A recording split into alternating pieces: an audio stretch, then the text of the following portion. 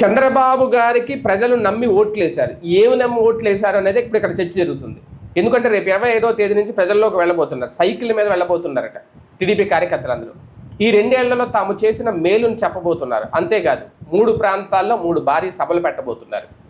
అయితే ప్రజలు బాబు గారిని నమ్మి ఓటేశారు చాలామంది అని, కానీ ఏమి నమ్మి ఓటేశారంటే ఇచ్చిన హామీలు ఆయన నిలబెట్టుకోరు.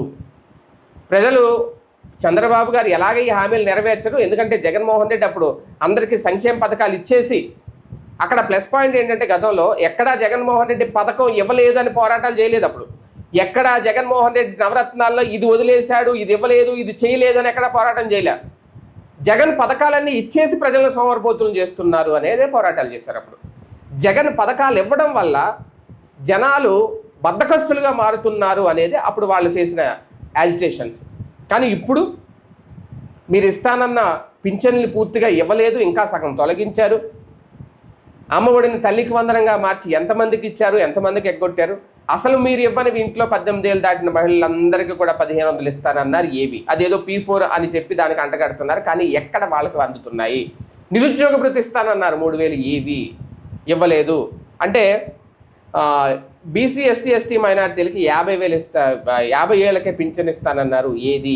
ఇవన్నీ ఇప్పుడు ప్రశ్నిస్తున్నారు. వాలంటీర్ వ్యవస్థను కొనసాగిస్తాన్నారు. 5000 కాదు మీకు 10,000 ఇస్తాం పారితోషికం అని చెప్పారు స్వయంగా చంద్రబాబు నాయుడు గారు.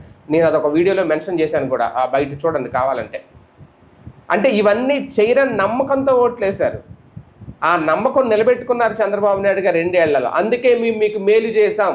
జగన్మోహన్ రెడ్డి పథకాలన్నీ అమలు చేసి జనాల్ని సోమరిపోతులు చేస్తే, పేద ప్రజల చేతుల్లో ఎప్పుడూ నిత్యం డబ్బులు గలగలలాడుతూ ఉంటే, దాంతో వాళ్ళు పనులకి వెళ్ళక ఇంట్లోనే కూర్చుని తింటూ ఉంటే, ఇప్పుడు ఆ పథకాలన్నీ నేను తీసేసి వాళ్ళలో ఉన్న లేజినెస్ మొత్తం పోగొట్టేసి మీకు ఇచ్చిన హామీ నిలబెట్టుకున్నాను, ఇచ్చిన హామీలేమి మీరు నెరవేర్చలేదు, ఇది మేలే కదా మీకు అని ప్రజల్లోకి వెళ్తున్నారట. ఇది ఇప్పుడు వైసీపీ సోషల్ మీడియా రేట్ చేస్తున్న పాయింట్. ఇది వాస్తవమో కాదో టీడీపీకి తెలియాలి, వాళ్ళకి తెలియాలి. కాకపోతే ఫైనల్గా వాళ్ళు చెప్తున్నది ఇదే. ఇప్పుడు ఇదేనా రేపొద్దున ప్రజల్లోకి వెళ్ళేది? ఇదేనా అంటే ప్రజల నమ్మకం నిలబెట్టుకున్నారు, హామీలు అమలు చేయరు చంద్రబాబు నాయుడు గారు అనేది. ఆ నమ్మకంతోనే ఇప్పుడు ప్రజల్లోకి వెళ్తున్నారట.